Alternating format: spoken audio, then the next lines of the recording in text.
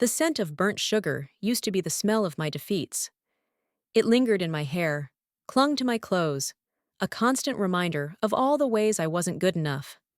David, my ex, was a master of that particular torture. He'd arrive for Lily's pickup, his eyes always finding something to pick apart. My house wasn't tidy enough, my hair wasn't perfect enough, and of course, my parenting was always lacking, according to him. Emily, his latest acquisition, would nod along, her smile as sharp as broken glass. She was the perfect one, the one who somehow managed to effortlessly make me feel like I was perpetually failing. They especially loved to dissect my attempts to be a good mother to Lily. "Are you sure you're feeding her the right things, Sarah?" Emily would purr, her hand resting possessively on David's arm. Every word was a tiny, calculated jab, designed to erode whatever little confidence I had left. It was always Lily this, Lily that.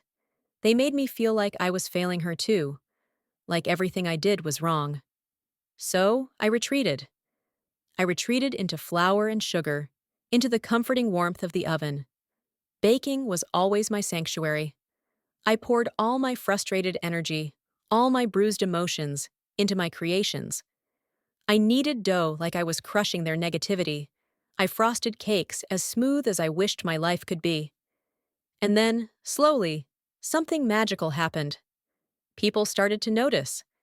My friends encouraged me, my neighbors placed orders, and soon, the small bakery I'd dreamed of, Sweet Surrender, was born. The aroma of warm cinnamon and melting chocolate filled my days, a far cry from the bitter taste of David's disapproval. The bakery bloomed, not just with life, but with my life, with my hard work. I was happy.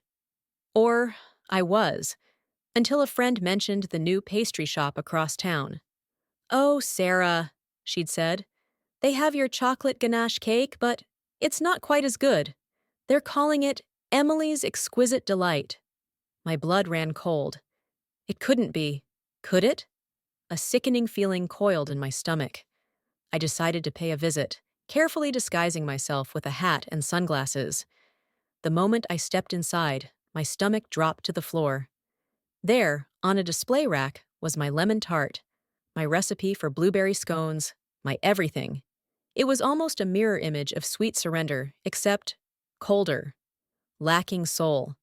The betrayal was a bitter pill. David and Emily. They'd stolen my joy, my hard work, all the recipes I'd poured my heart into. They weren't just trying to belittle me anymore. They were trying to erase me. But I refused to let that happen. I started documenting everything, every order, every recipe, everything. I spent nights on the internet. I learned about intellectual property. I meticulously gathered proof. The anxiety gnawed at me. Each second of this felt like I was running a marathon. I didn't scream. I didn't cry. Instead, I arranged a surprise tasting event at Sweet Surrender. I invited everyone, friends, neighbors, even some local food bloggers. And then I invited David and Emily. When they arrived, all smug and self-satisfied, I unveiled my meticulously curated slideshow. Projected on a large screen, the comparison of my recipes, my photographs, and their blatant copies. The room went silent. Their faces twisted from smugness to shock to pure horror as the truth of their deception was laid bare, for everyone to see. David sputtered. Emily tried to deny it, but the evidence was irrefutable. The food bloggers, once impressed by the new pastry shop across town, started scribbling furiously. The air buzzed with outrage and disbelief. Their carefully constructed facade crumbled as they found themselves surrounded by public shame and humiliation. That day, they learned that you cannot steal someone's passion, someone's soul, and expect to get away with it. It tasted so much sweeter than any cake I could ever make. The bakery is thriving. Lily is proud of me, and I? I finally found my voice, not just in the recipes I create, but in the strength I found within myself. The scent of burnt sugar? It's long gone. Now, it's all about the sweet taste of victory.